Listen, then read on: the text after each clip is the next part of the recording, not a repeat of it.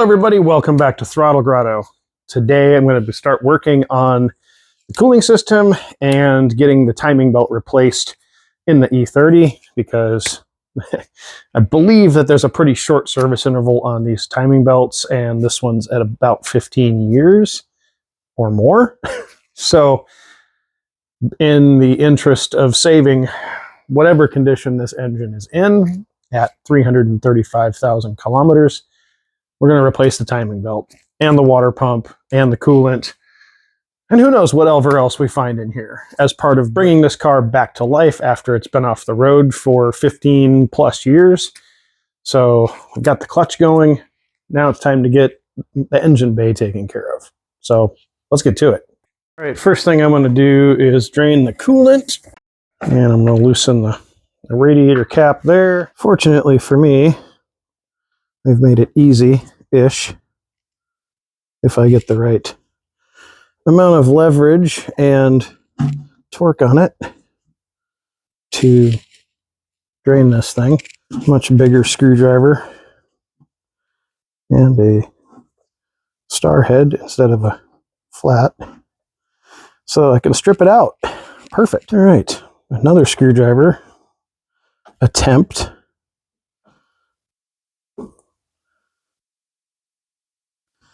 Does not look good for the old pec. Oh, look at that.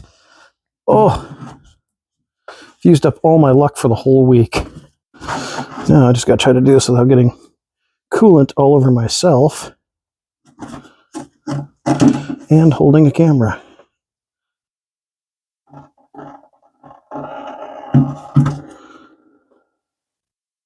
I'll take it. I know I could make this a lot easier on myself by taking the hood off, but we're not going to do that. Why would I want to make it easier on myself? That would just be silly. So while we're waiting for all of the rest of the coolant to drain, so I haven't even got the coolant out of the bottle yet. Okay, so the ultra reluctant to drain the coolant is annoying me. So I think the first thing we're going to do here is order parts, but also what we're going to take a look at the plugs, see how the plugs are in this old engine. And since we're going to order new plugs anyway, we'll go ahead and pull these out.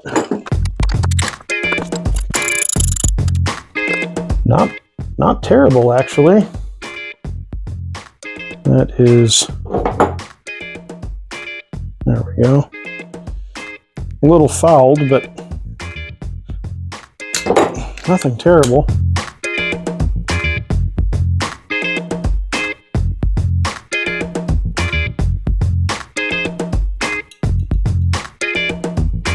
All right, with the battery out of the way, you can see down in there now, and it looks like some kind of rubber isolator was left on the spark plug, probably from someone else's spark plug tool, and they never hooked it back up properly. So that cylinder may not have been firing very much at all. So I got to figure out how to get that off of there, and then pull the plug out and we'll take a look at it. We'll take a look at all of them once I get that off of there. All right, I did finally get that piece out of there. I can't even squeeze it. It's been in there a long time, but it does look like the capture insulator or whatever you call it for a spark plug wrench. Now I should be able to take this here plug out normally. I did manage to get some brake clean down in there and a towel to kind of get all the crap out of that hole since it's been a long time.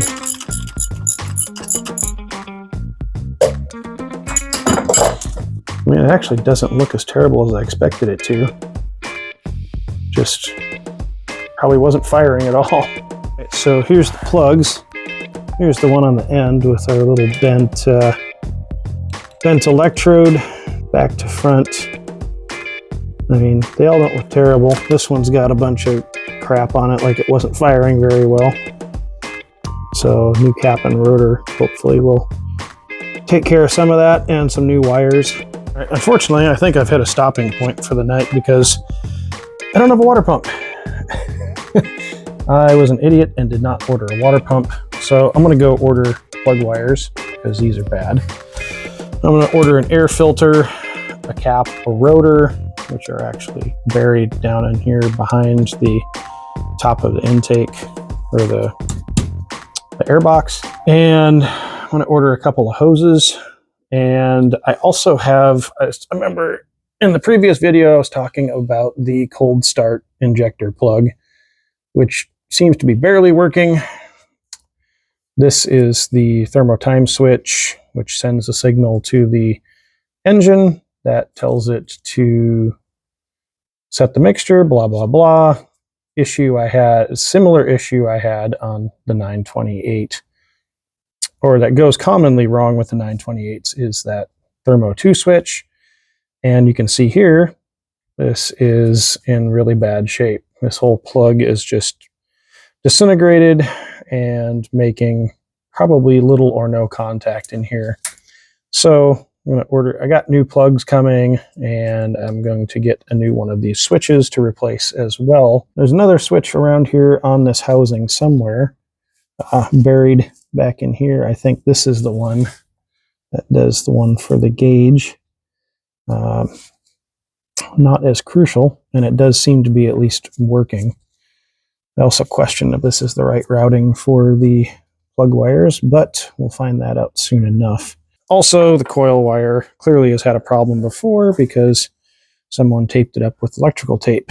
So it probably rubbed through here on this bracket, which means that that one is probably perished as well. So I'm going to go order a bunch of parts, and then we will continue taking this apart. And I also got the plugs for the wiring connectors.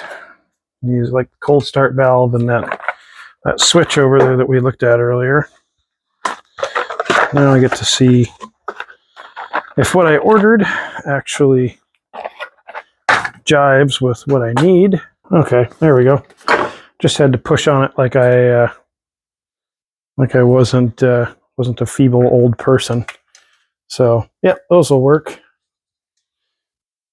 Not factory color, but hey, who cares? Working is better than not working. So we'll place a couple of those today. Looks like they'll also work for injectors if you do need those.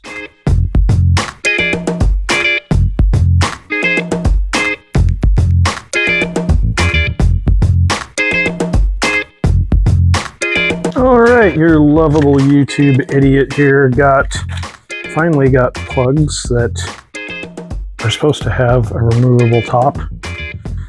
Let's see if these work as intended. Okay, so yes, you can tell because it's got a hole in the top there. So that's how they're supposed to look. But now I can put in these brand new plugs.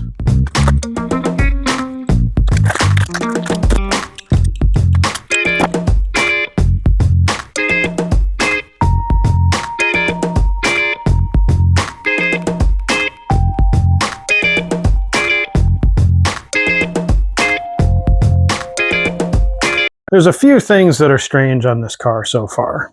So one is this car has sat since 2010, 2009. Look at that. Look at how clean that coolant is inside the water pump. And look at how clean the water pump is, like just itself is. So maybe someone's been in here already. I don't know.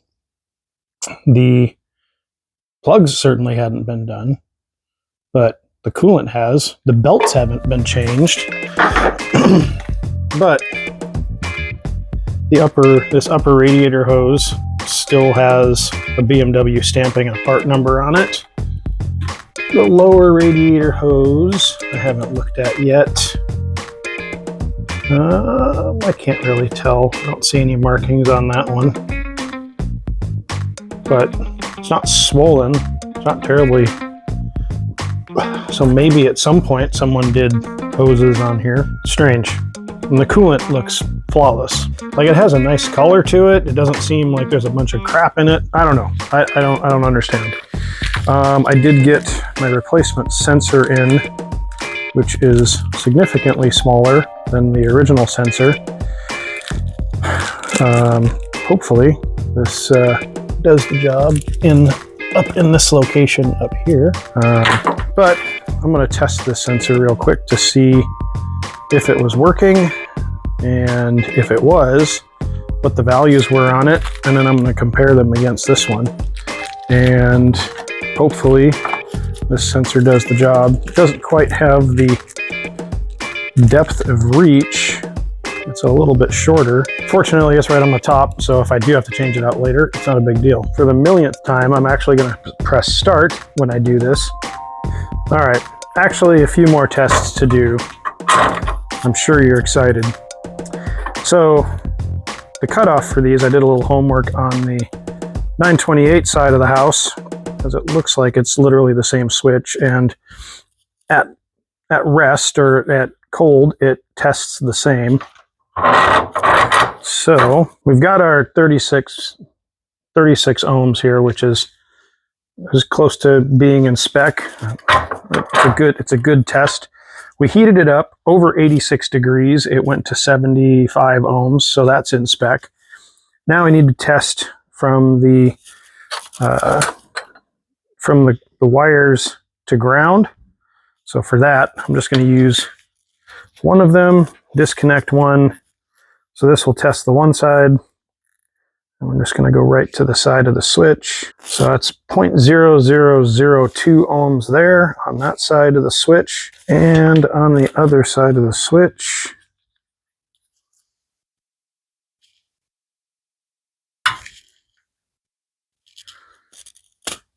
that also tests to 35, which might be bad. Let's compare that against the other switch. Trying to keep track of which one is which here.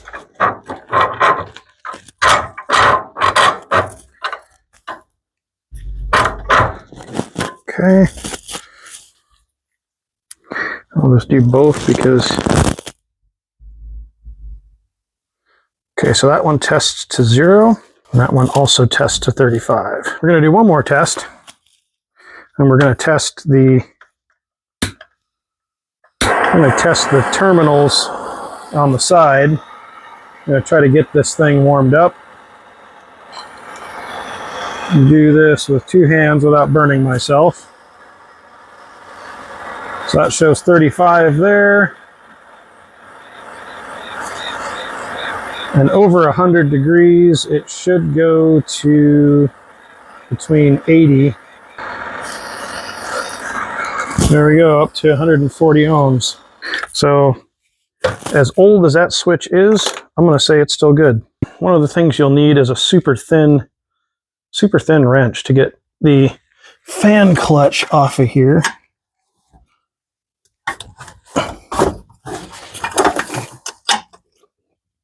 I probably should have taken the belt off first. That would make my life a whole lot easier, wouldn't it? Let me see if I can rig something up from the other side to get this belt off of here. In case you're wondering, this is a headset wrench from a bicycle. 32 mil. It's the right size. Run the belt, the old belt, around the water pump pulley. And then I'm going to clamp it with vice grips.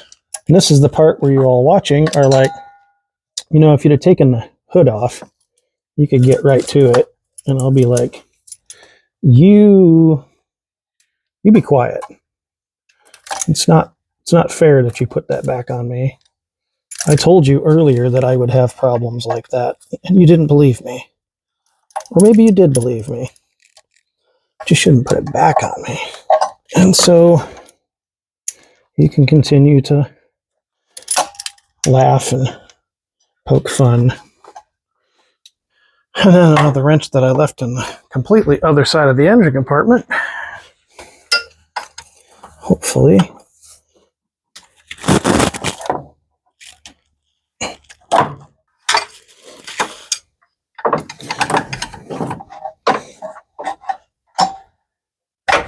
There we go.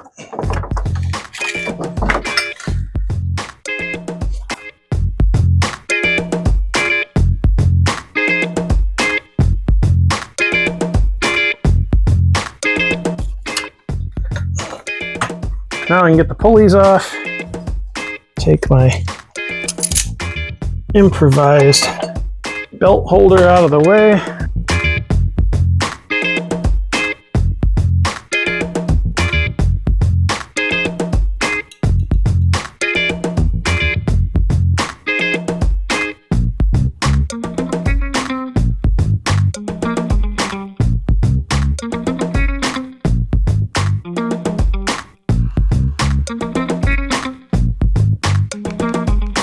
First look inside here at the timing belt.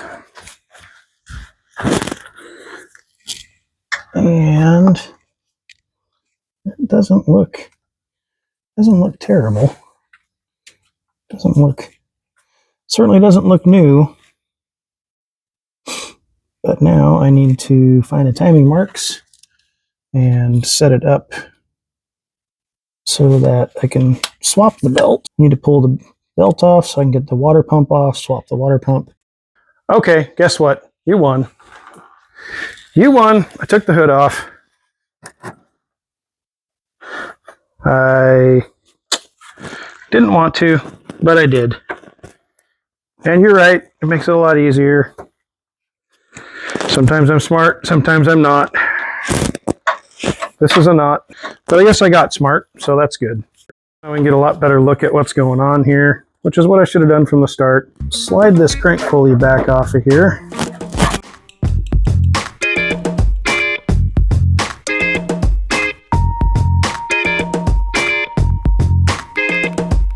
Now that I have the crank pulley back on, I should be able to rotate this around and line up the timing marks with what I presume is this mark right here.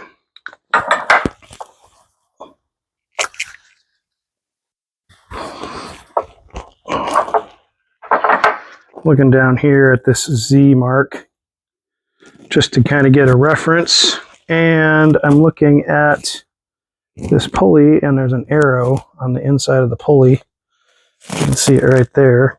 I was looking for it VW style to see if there was a mark here that lined up with the cam cover. There's not. They made it way easier than that. It's just an arrow etched into the inside of the pulley. So let me get this thing spun over by hand.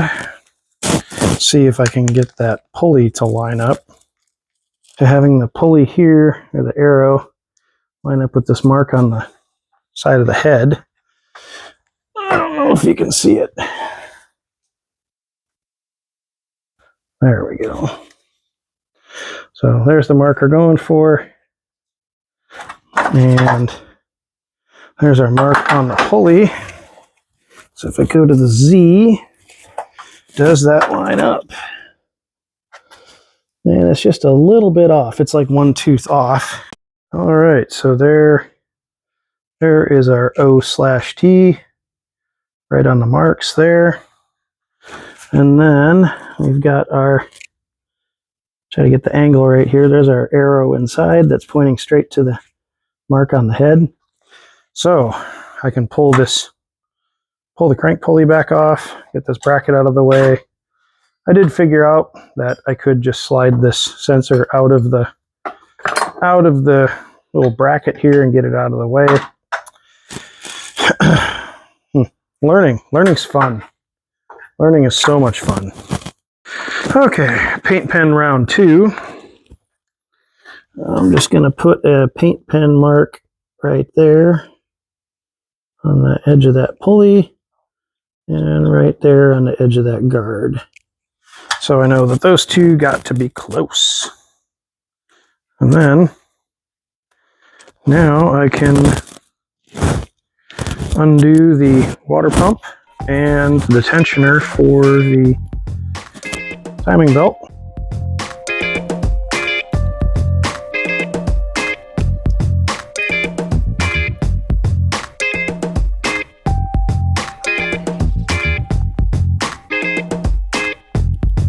Looking at the timing belt, it's actually in pretty good condition. You can still see, I think I saw on here, let's see, pretty sure I saw the original ContiTech label.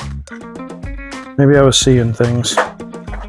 Oh, there we go. Just barely make it out there. It says ContiTech. So somebody replaced this belt at some point. Probably put a new water pump in it and all that kind of stuff right before it got parked. Did not expect to see that.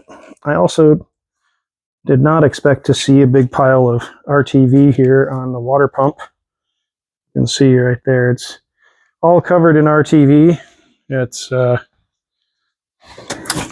seems to be the sealant of choice for whoever was working on this car previously. It also looks like there's gasket material in there, so maybe they just slathered it up and put it in.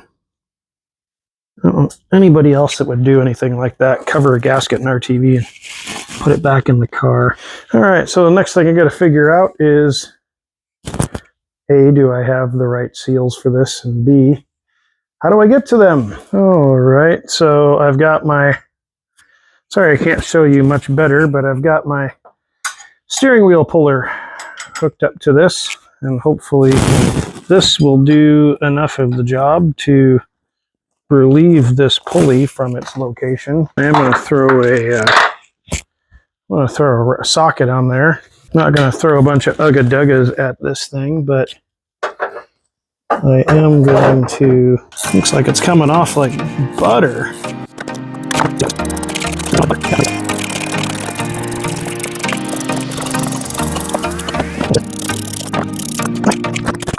All right, now I just gotta get the rest of this hardware out of here and get this shield off.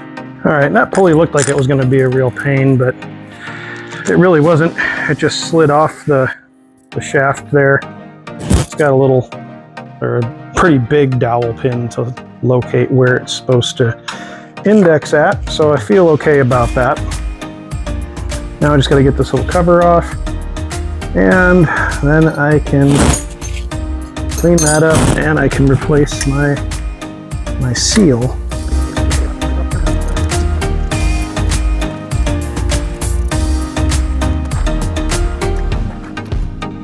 All right, our good friends in Bavaria did not make this piece easy to remove. It's actually integrated with the oil pan. So now I'm just gonna scrape all the crap off this thing into my pan here and wipe it down and get it cleaned up so that I can replace this seal, and then figure out what this seal is, see if I can get one of those locally.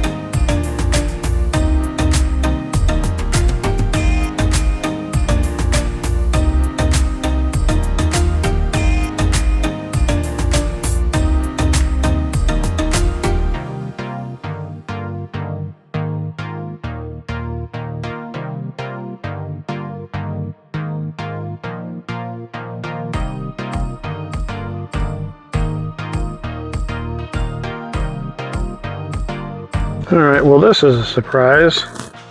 I bought these seals as a crankshaft seal, and it's a 38 by 50 by 7.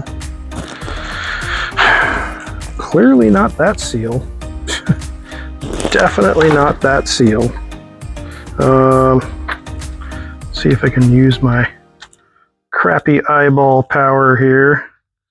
This one says, I can see that it says Getz, which is a German brand. 300 by 50, 3857. Okay, so I have that seal, which is good. I mean, I wish it was the one that I thought I was buying.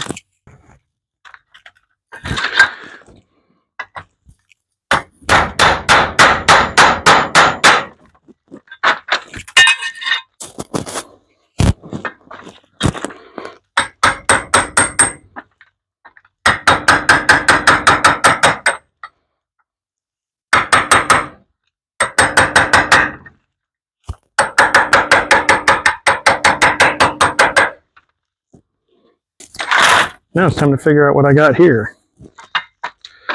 Hopefully it's larger so that I can read it. All right. Welcome to old age, everyone.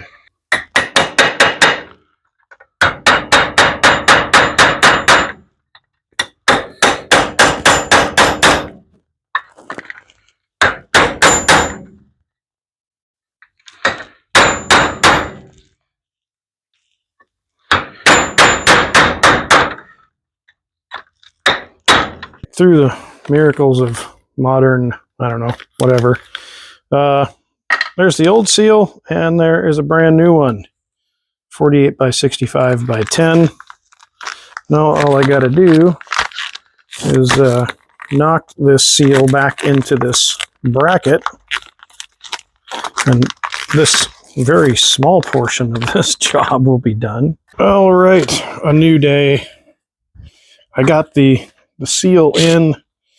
I managed to use the old seal as a template, and then this piece of exhaust tubing and a block of wood to drive the seal in. I'll put that in it's stupid but it worked category. But before I can put this piece back on and start reassembly, I have another problem I have to deal with. All right, I know you guys are surprised that there's a problem with the car that came. It's just such a surprise. Like, I blindsided you with a problem. The drain plug is stripped. And I don't really know how to get it out of there, but I went to go drain the oil and the drain plug just spun. Such a great time. I also have to figure out what I'm going to do about a seal right here before I put this thing back on. So I was able to use a vice grip and extract the bolt on the oil pan. It's this guy right here.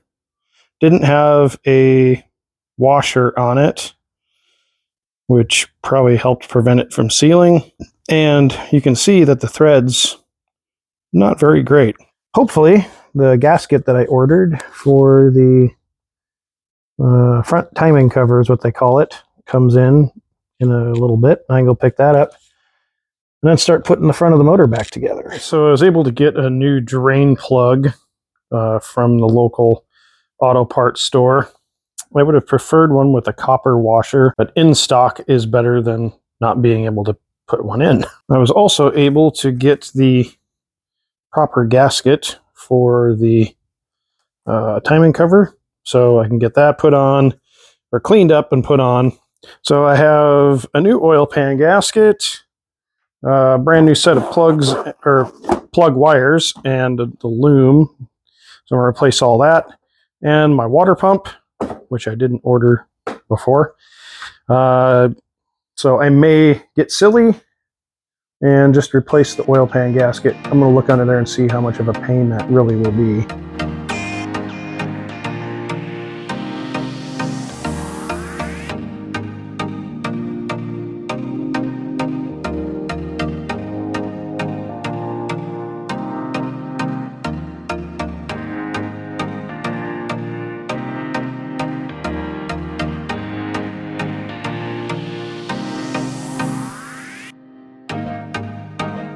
So now I have to figure out how this one comes off. I'm also going to make a bold assumption that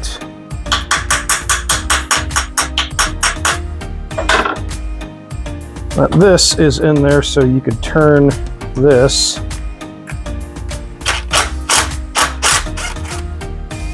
without an impact. That is my mechanical assumption. Whenever you're working with Allen heads, it's always good to tap them in.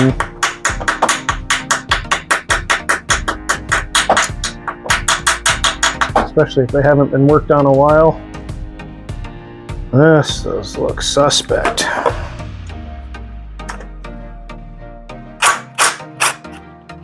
Yep, that one's stripped out. All right, so next we're going to try is this triple square. This is a M6 triple square. I'll see if I can get this to set in there.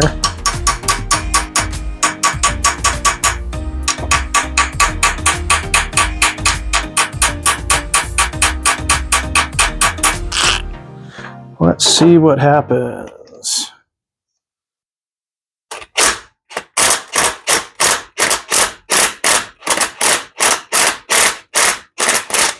Yes.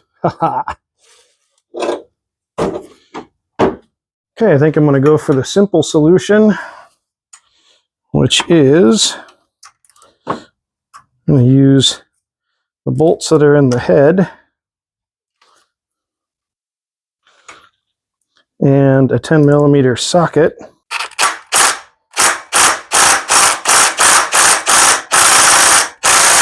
I got it off. I just had to use a bigger impact because the smaller one just didn't want to play nice. So now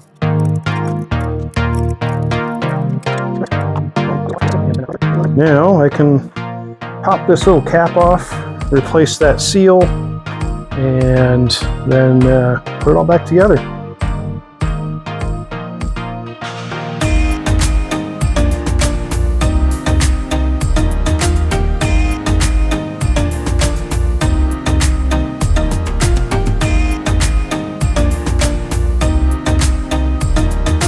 So for those of you that have done timing belts before, you know a lot of times you have to mechanically adjust the tensioner. This one is done by this peg that mounts in the water pump and this spring that this whole assembly just pivots under the tension of the spring between the idler and the water pump. So I'm not quite sure how this assembly is designed to work easily. Usually there would be like a little pin or something that you'd put through here, like compress the spring in a vise. All right, I just came up with something extremely simple. I just compressed the spring and then pinched it with a needle nose vice grip. And then hopefully I can put the whole mess in here. Just like that. And then when I'm ready to tension it, I just pull the vice grip and job's done.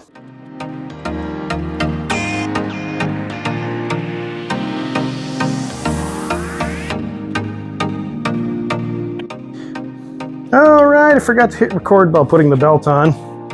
Quality YouTubing at its finest. But if we look through here, magic window here, I don't believe our crank pulley has moved at all. We can confirm that in a little bit, but that's been, I think that stayed in place pretty well. Can barely see where I put a little bit of paint on the edge of the, right there. So our timing mark looks like it's in a pretty good spot for our distributor. Arrow up here is pointed directly at the hash mark on the head.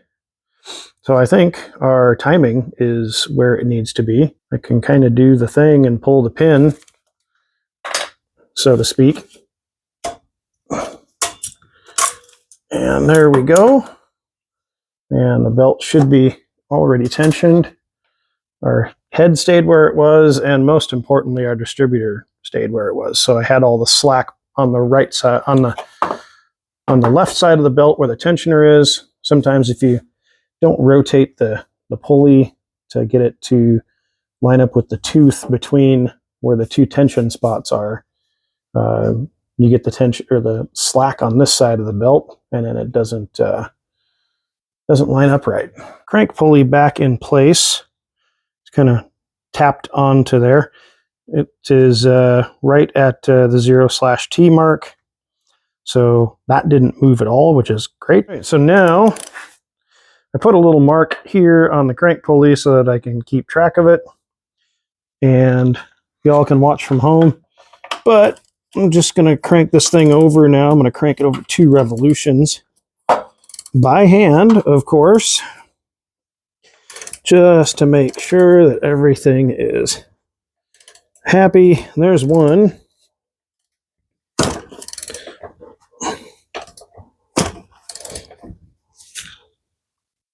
And, oh, come on, come on. There we go. There's two. So we still have our pulley up here aligned with the mark on the head. I presume that the distributor is still in the same spot, so I'd say our timing is good. All right, most of the parts are back on the car now. I still need to add oil, change the filter, change the plug wires, and get a new belt. I'm going to look and see how much a set of hoses for this thing is going to cost me. Last I looked, they were not inexpensive. I also may just go to the auto parts store and see if I can come up with something that's close. Sometimes they let you browse through the bins. I got the speed sensor or engine crank sensor back on. I think we're going to split this video into two parts because there's just a lot of service happening on the BMW. We've already done a significant amount of work to this car. We replaced the clutch, done all new exhaust gaskets front to back. Now there's a new timing belt, new crank seal, intermediate shaft seal, camshaft seal, water pump. We're definitely checking a lot of things off this list that are deferred maintenance items. I know there's still going to be a lot of stuff to do. Before I jump to another car, we're going to finish up a bunch of service on this car, but we're getting closer and closer to having this thing as a reliable car that I can drive whenever I want. In the interest of my editing sanity, that's all for this time from Throttle Grotto. Until next time, get out there and work on something.